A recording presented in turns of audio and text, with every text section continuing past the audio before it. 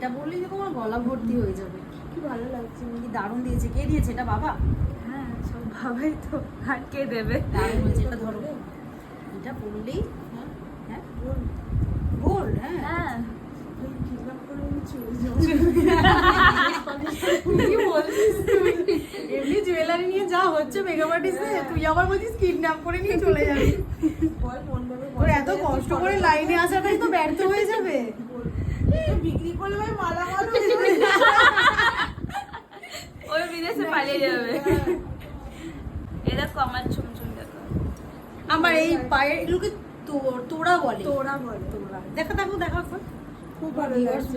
South Indian, আমার ভীষণ ভালো হ্যাঁ লাগে। ওরা পরে তো সাউথ ইন্ডিয়ান স্টাইল। সেটা। তুই তাহলে এবারে এবারে সত্যি নিয়ে যাবি না, তাই তো?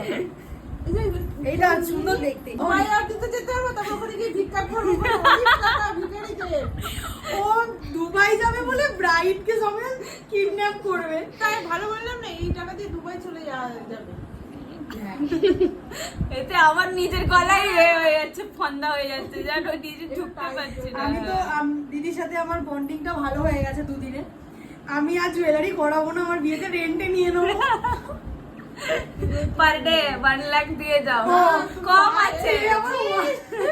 আমার তো 1 লাখে তো এমনি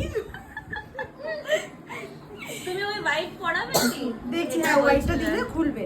হ্যাঁ ওইটা লম্বাটা তুমি একটা আমি ওই যে বললে না, সোনারটাই হ্যাঁ, পরাবো। সোনার। দেখি আগে পরিয়ে যদি ভালো, হ্যাঁ হয়ে যাবে। এটা আমার দাদা দিয়েছে, ও সোনার কাজ। ওই সে। সোনার যা দাম দিয়েছে অনেক। আমাদের ছিল অনেক। ভালো লাগছে না যে বেশি ভালো যাবে। লাগছে। ভালো লাগছে বল হোয়াইটটা মিডিলে।